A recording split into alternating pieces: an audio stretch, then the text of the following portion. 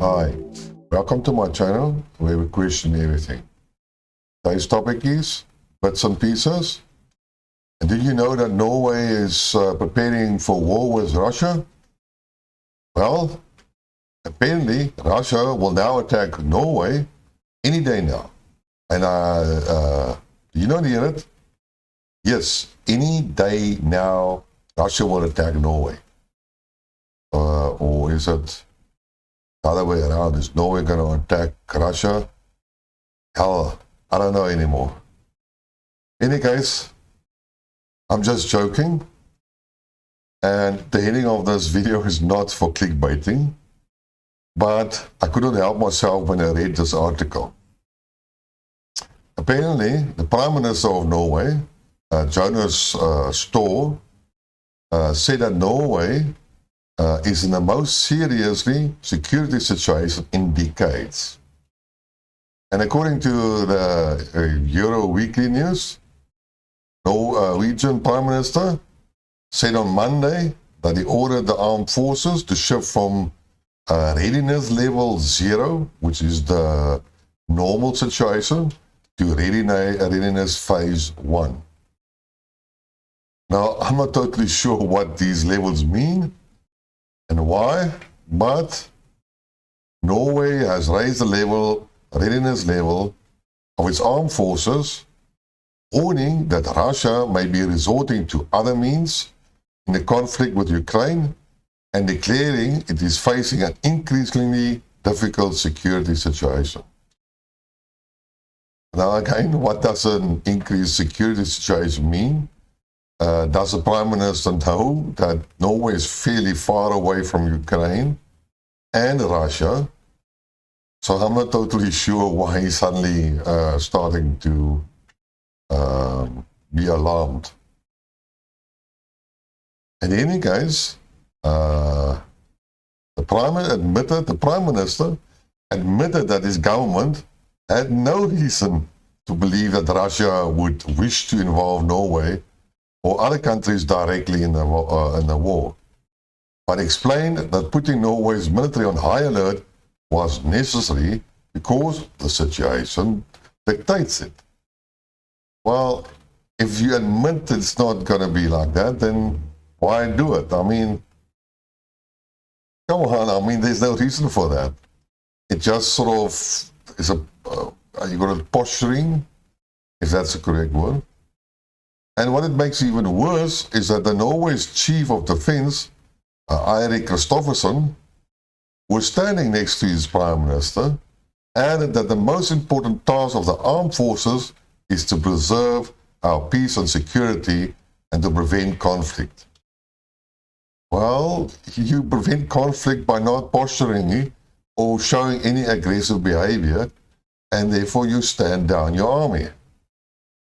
So I don't believe how these guys think, but also I can understand, because I understand that the Norwegian security services have reportedly arrested the university lecturer about a week ago, and he has accused them of a deep cover agent for Russia. And, well, apparently it was part of a probe into illegal intelligence activities that may damage fundamental national interest of Norway and the security interests of other nations.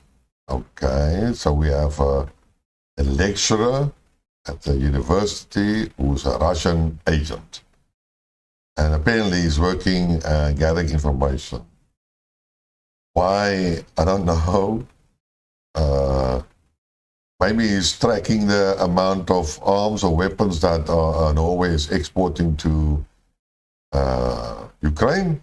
Well, maybe.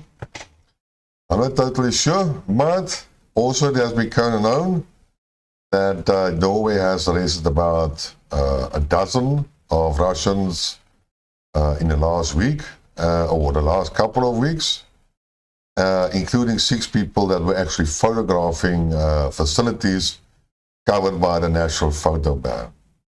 Now,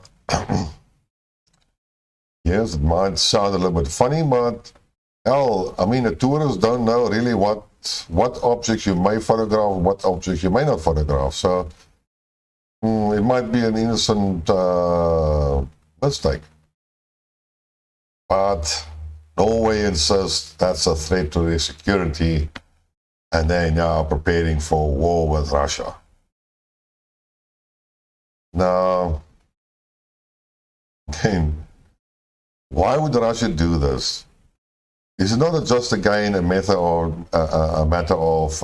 warmongering and propaganda and stoking the population into whatever purpose they want or plan, or I don't know? And what is Norway going to achieve with this whole raising the bar by another threat level? Are they going to invade Ukraine? Are they going to send troops there? Well, I give up on these idiots. And then in a new topic, we have all heard about the German gas problems, and Germany energy problems, and Europe's energy problems. And, well, that's going to lead to the deindustrialization of Germany, and sanctions are backfiring. And then an article comes out that there are a lot of LNG tankers parked outside off the shore of Spain. And these ships don't want to offload for two reasons. Basically, the gas price has dropped by more than 28% since June in the last week. So the price of gas is down. And this is mostly triggered by the information that 90% of the storage facilities in Europe has been filled with gas. So there's only about 7% left. And what these ships are doing is they are waiting for better times. They are waiting for better prices. And the drop in gas price was because it was exceptional warm October, if you want to call it, and the high levels of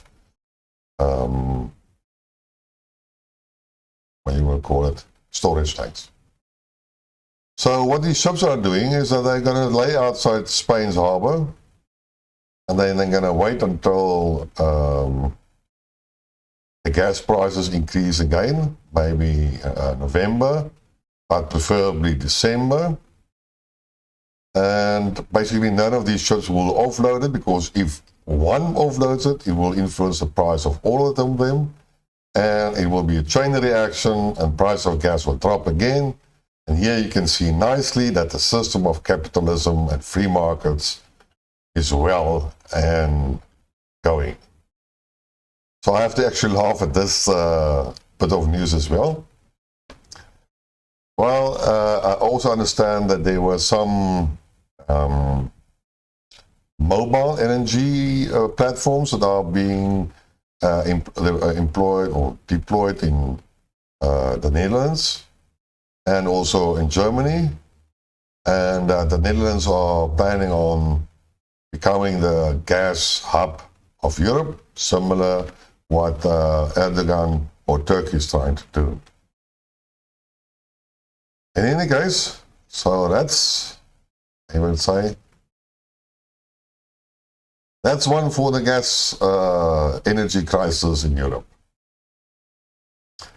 And then the third item, well, it seems to me the West is moving away from pure capitalism, because in a recent speech, Biden said that he's going to raise a special tax on the oil companies because they are making excessive profits, and this profit is generated by war, and he calls it the windfall of war.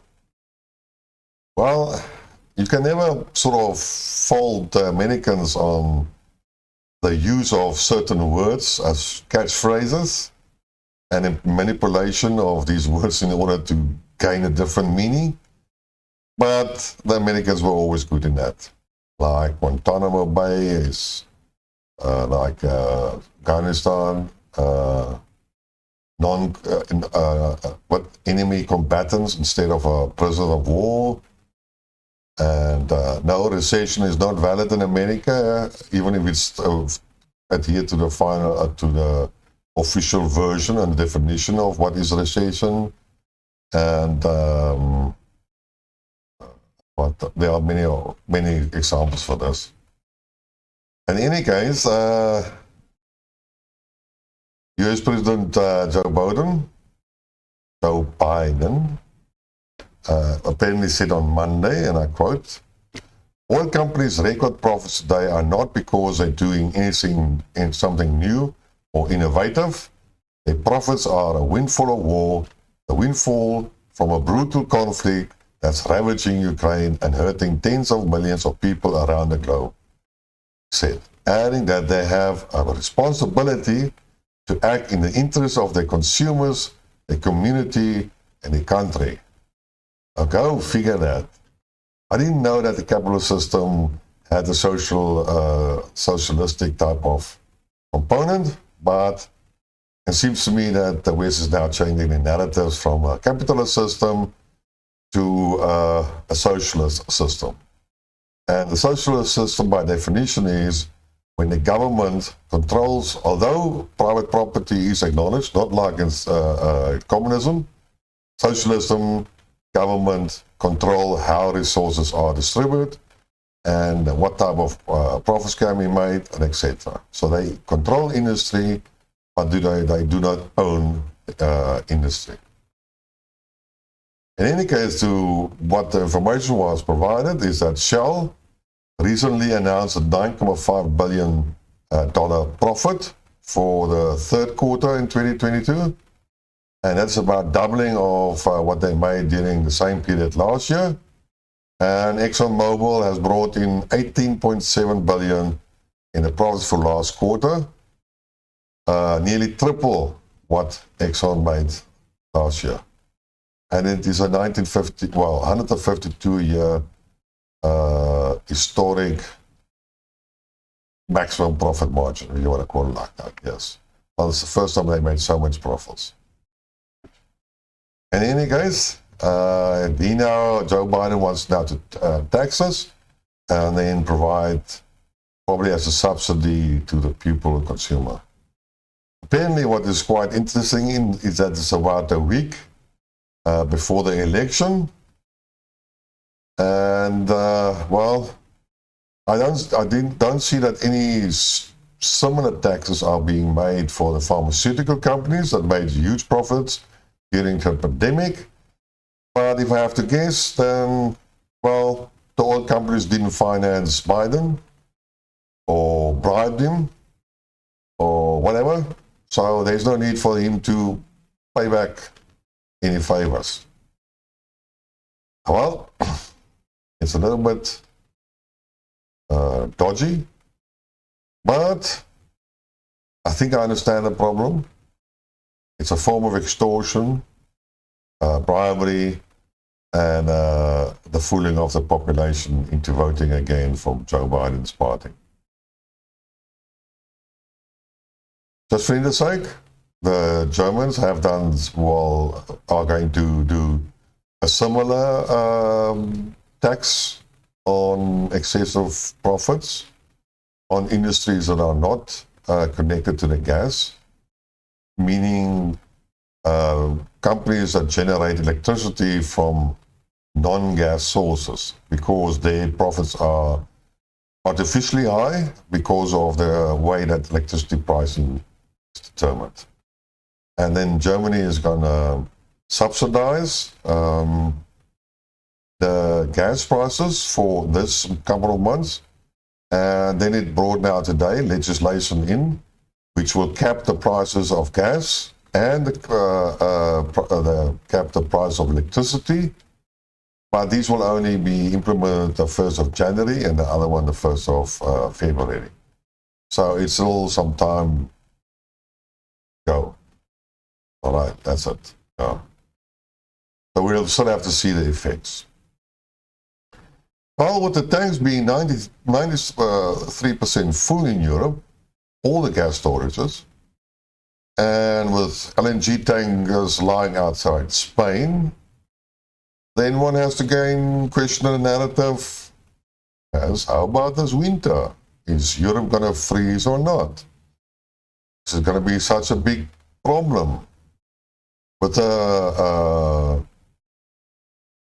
deployment of floating LNG platforms, yes, in the Netherlands and in Germany, they would that's a sort of an instant LNG terminal creation, and then Germany and Netherlands can offload a lot of LNG in this year, still for last next month, and even early next year, and throughout next year.